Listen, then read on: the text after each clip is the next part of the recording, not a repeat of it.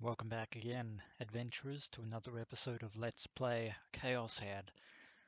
In the last episode, Rimi Sakihata was on the phone speaking her mind to none other than the real Takumi Nichijou,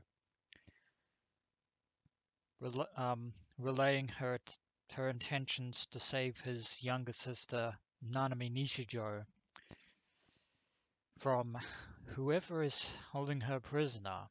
And Rimi has a very good idea of who that is, as do I. But I think light is finally starting to be shed on the identity of the real Takumi Nichijou. And unfortunately, as for the other Taku, he unfortunately is still coming to grips with the fact that he himself is a false reality based on his real life self. And toward that end, he attempted to end the delusion once and for all. But despite everything that has happened, he couldn't bring himself to do it, even with so much that has happened in the recent days. But meanwhile, Yasuji-ban has made his way here to the AH Tokyo General Hospital alone, without police backup. His intention to save his junior partner Suwa from the clutches of the mysterious Count Darth Spider, who had toyed with Takumi Nichijou that very evening on the O-Front building.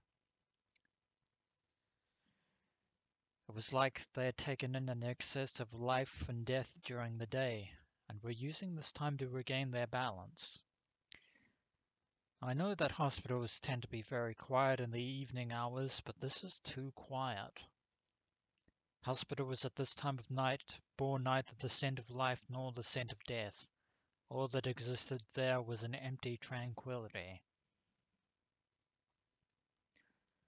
Barn had to smile ruefully at how odd he himself was, thinking such a thing. But that aside, he found it to be especially quiet today. Still shouldn't have been time for lights out yet, but the illumination in the corridors had been turned off, and he couldn't see a single nurse. Ominous. Very ominous. Since the moment he set foot in the lobby, Barn had been keenly feeling a bad premonition. He had no basis for it. It was what people call the detective's intuition, but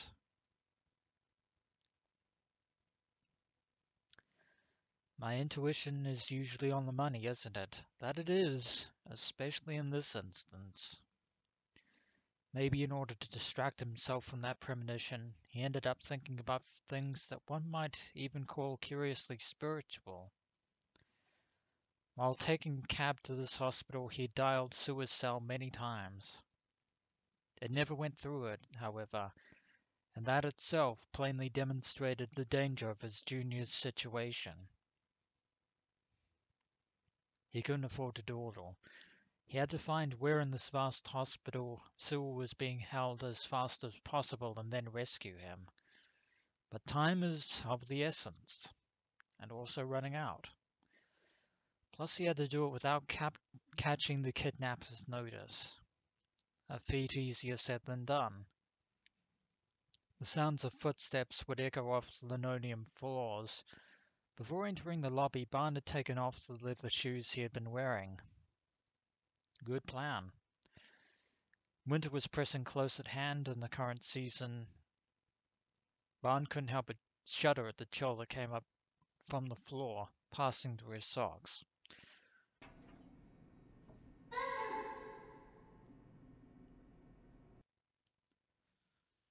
The sliding noise of the automatic doors at the entrance resounded through the lobby. Next came the voice of a girl calling Barnes' name. Oh dear.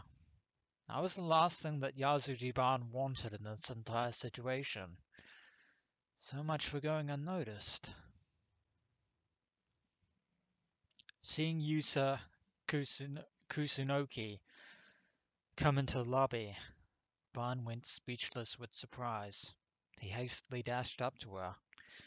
I think I can guess why she is here, because she is worried too, like Mimosa is, for Ban's safety in this situation. But now the reverse will happen, with her being here.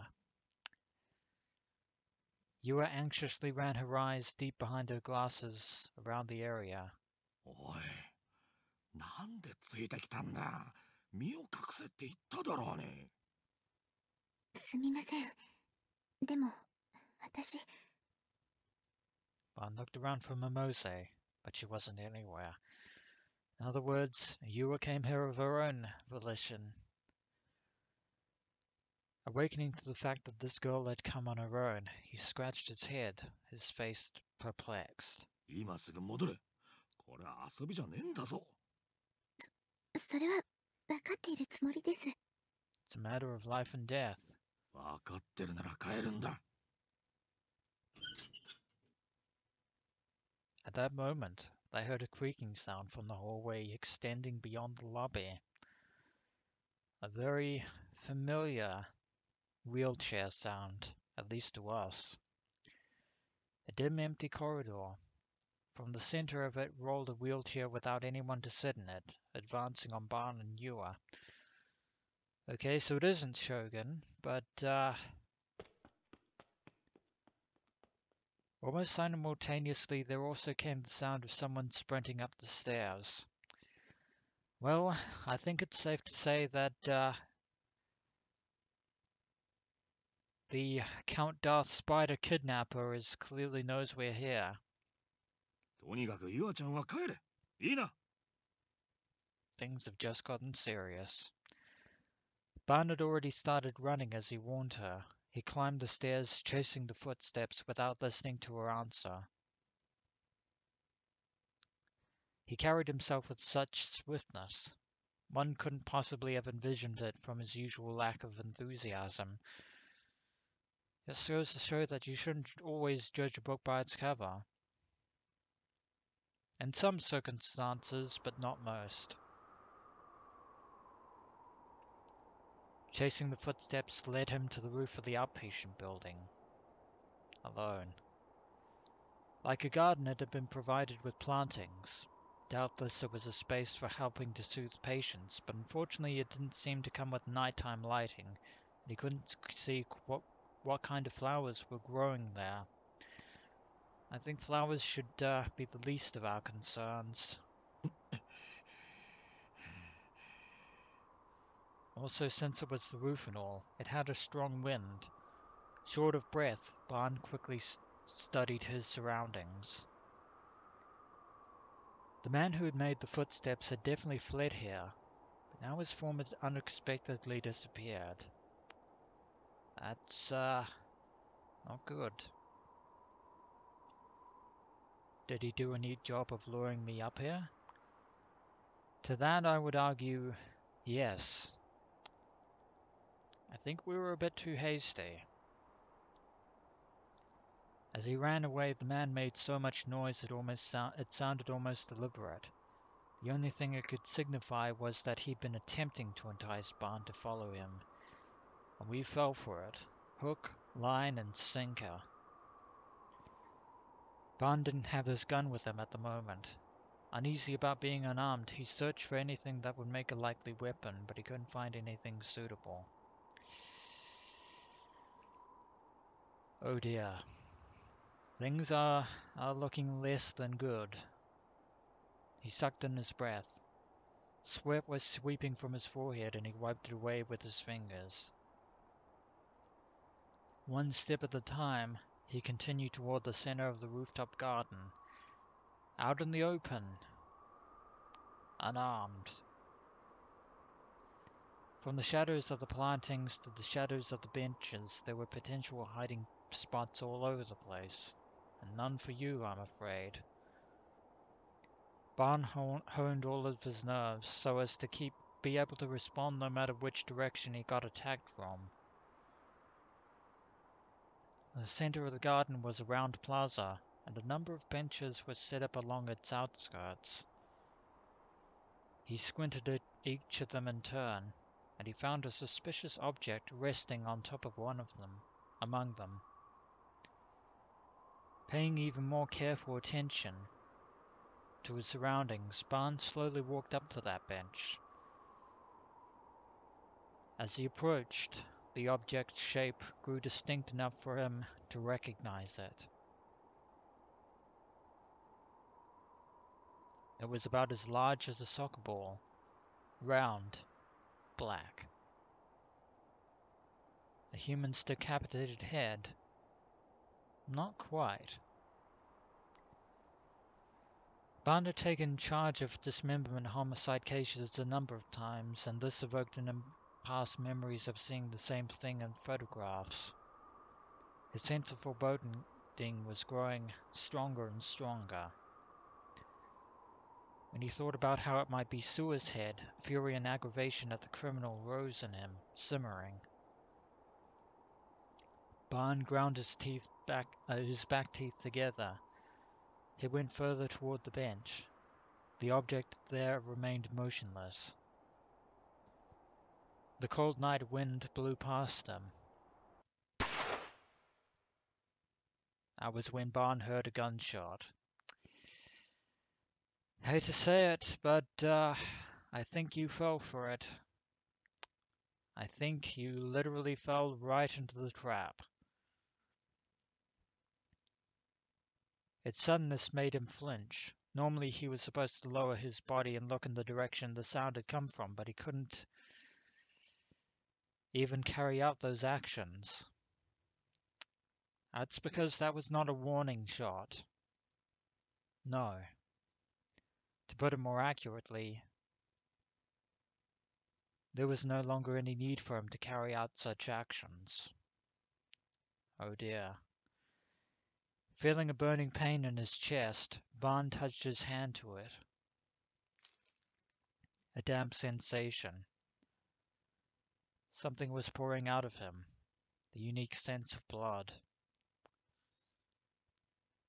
Pain which his brain had begun to acknowledge a little after the gunshot. He'd been shot. The instant he became aware of this, his legs went limp.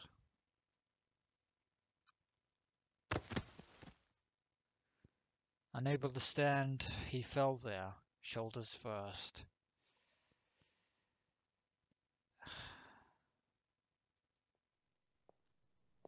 I hate to say it, Barn, but you kind of walked straight into it. The footsteps from before approached him. Desperate, Barn looked over at the man with eyes that were already beginning to fog over. That was a very well-placed shot, and if I didn't know any better, I would say that that shot was fatal. Should have followed your intuition. A black shadow, holding a handgun. The darkness kept him from recognizing that face. Ah. The voice, however, isn't so obscured. A voice.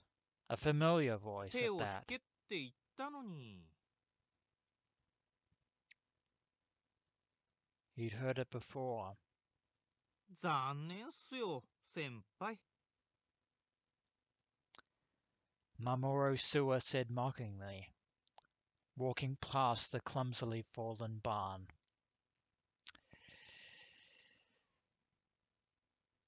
Sua is a traitor, ladies and gentlemen. Not entirely unlike a certain junior detective from Persona 4. A moron that ultimately goes by the name of, spoiler warning, Toru Adachi, who is, yeah, I have no regrets on that front, making that comparison, but I digress. By the way, the mask, which wasn't a decapitated head, it was in fact a mask, was the same mask found by Takumi Nishijo on the O-Front building, on the wheelchair. that of Count Darth Spider. And of course, there was actually a very vital and, of course, a glaringly obvious clue as to the fact that Mamoru Suwa was, in fact, the Count Darth Spider himself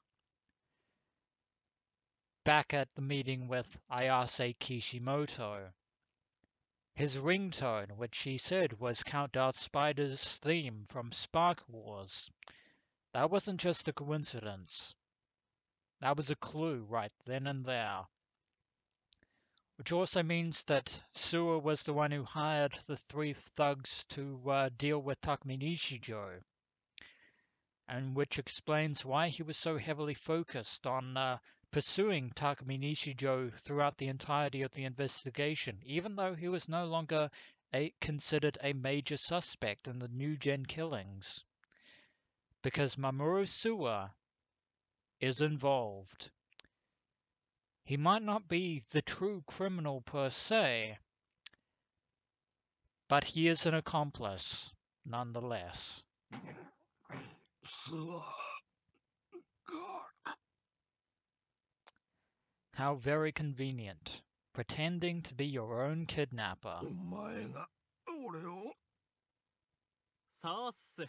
いやー、祝初発砲ってところっすか？ Grinning, Suwa casually picked up the object set on the bench. ちなみに先輩、やけにこれに注目してたっすけど、そんなに珍しかったんすか？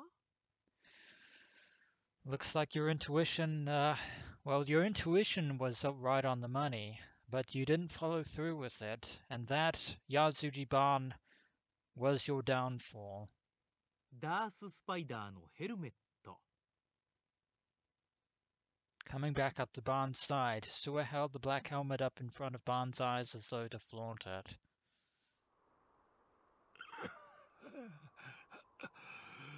ざまねえ Salt in the wound.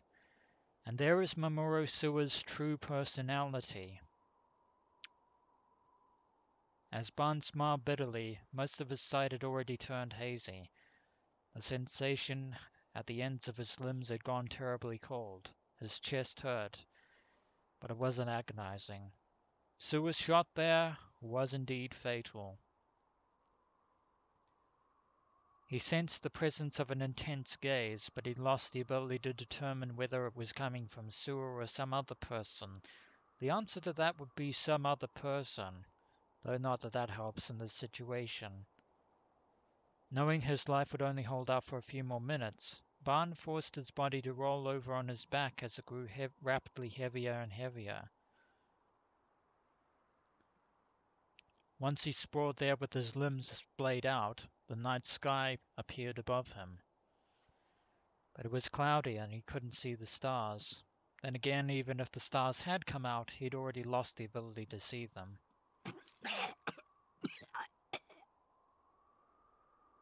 As he coughed, the taste of blood spread through his mouth.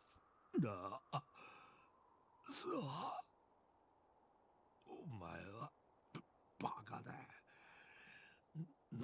まだガキでどうしようもないくらいのバカなってだが俺はお前のこと結構買ってた自分は先輩が鬱陶しくてしょうがなかったっすよ。 In other words, the feeling wasn't mutual.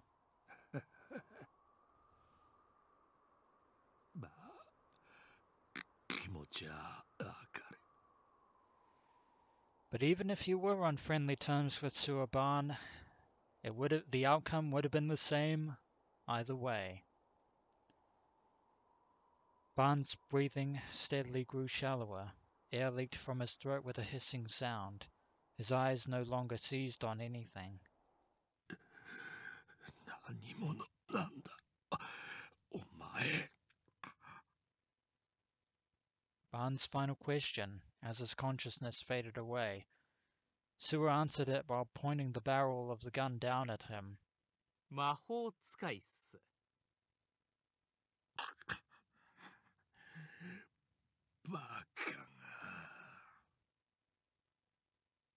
At some point the wind had stopped. In the midst of the abruptly calm darkness, two figures went still. But that too lasted for only a moment. Sua's finger slowly tightened around the trigger. 先輩に信仰の救いあれ。 Ah, so Sua is a devout follower of the Church of Light, of Divine Light. Goody! Hooray for you! Slow clap. Thanks for nothing. And one final shot puts an end to the life of Yasuji-ban.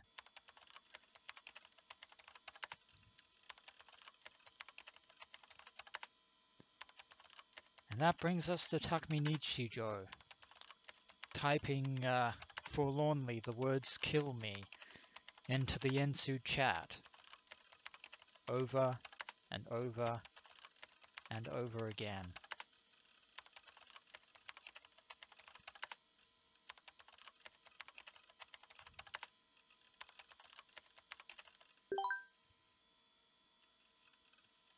And Grim has apparently entered the chat room, ladies and gentlemen. And on that note, it is time to end this episode of Let's Play ChäoS Head. And when we return, adventurers, we shall see what Grim has to say about Takumi's psychotic breakdown on Ensu. As always, adventurers, until next we meet.